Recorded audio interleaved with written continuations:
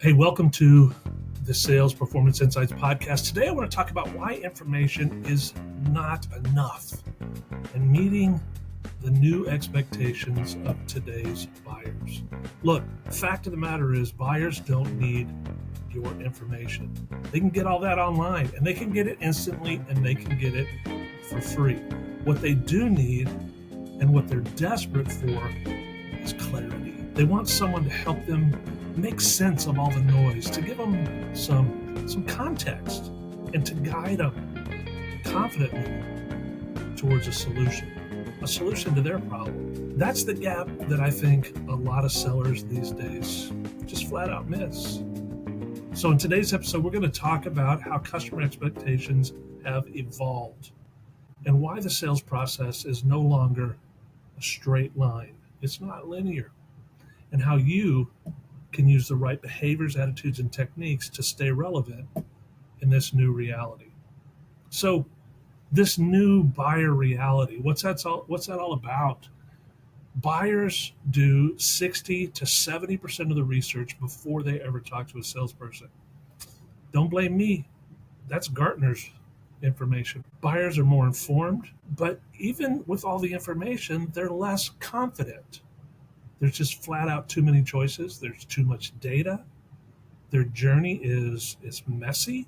They've got multiple stakeholders. They've got shifting priorities and then endless comparisons. So the modern buyer isn't looking for more information. They're looking for someone to help them connect the dots. My bet is that the sales folks that you've got at the top, they get this. Look, maybe they just got lucky.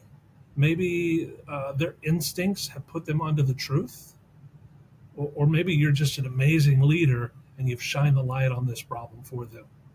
I guess it's probably that, right? Look, that's the buyer's reality. Let's talk about the seller's dilemma. Can we throw out the old playbook? It's pitching features, it's sharing data, and then it's pushing for the close. Look, the buyers already know what you're going to tell them. That makes you irrelevant. If you read from that old playbook, it makes you irrelevant. The new reality is sellers who don't evolve get replaced. They get replaced by competitors. They get replaced by wise internal champions. They get replaced by indecision. If you're showing up as just another source of information, you're already out of the game. Look, go listen to the calls. Evaluate the conversations. There's a pretty good chance that your folks rush into pitching. When they hear a buying signal, we call it getting happy ears. Instead of asking great questions and guiding the buyer to a relevant solution, they move straight into presentation and closing. So we have the buyer's reality and the seller's dilemma. Let's bridge that gap.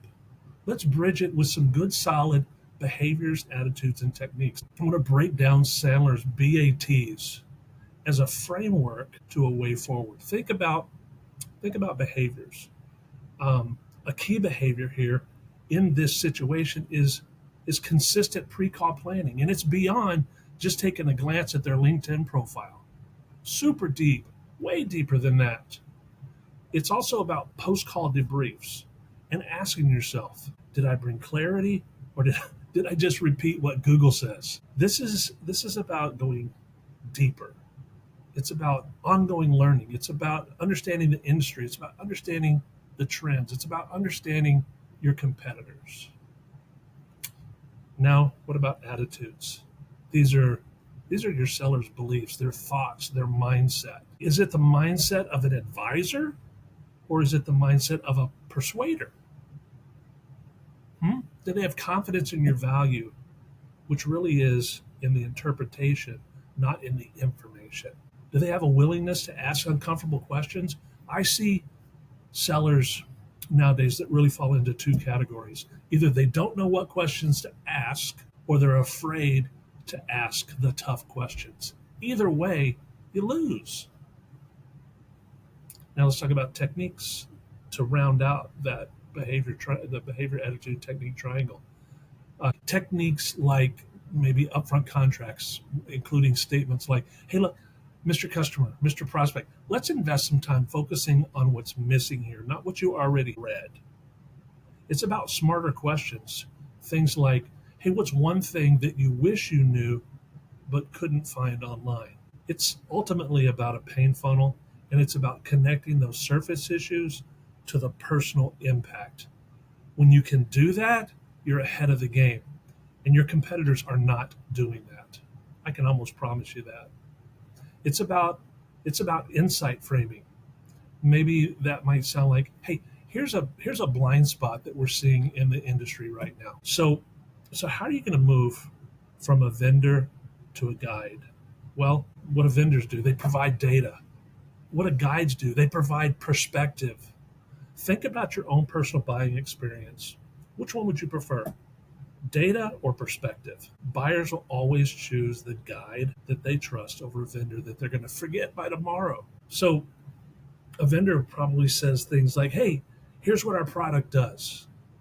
And a guide says, hey, since you've probably seen the specs, let's talk about what buyers at this stage of the game often get stuck on.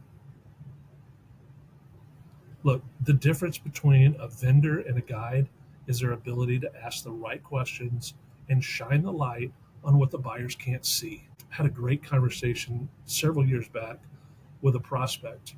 I stayed in my plan. I stayed in my zone. I followed my pre-call plan. I asked great questions. I connected the dots for them, and I guided them through the unknown. We never even talked about my actual training service, and they became my best client, the best client I ever had. So my encouragement is to get off the information bandwagon. Buyers need insight. Who's going to give it to them, you or your competitor? So let's recap this as we begin to land the plane here. Buyers have the data. What they need is the clarity. The sales process is not linear anymore, but ultimately that's not a problem. It's an opportunity. The right behaviors, attitudes, and techniques align to position you as a guide. On your next sales call, ask yourself this: am I giving the buyer clarity, or am I just adding noise? Hey, let's wrap it up here. If this resonated with you, share this episode with a colleague or a sales leader that you know. And if you want more tools to help your team sell in today's complex world, let's connect. Let's have a conversation. See if I practice what I preach. Hey, and don't forget, nobody ever got fired for improving sales performance. We'll see you next time.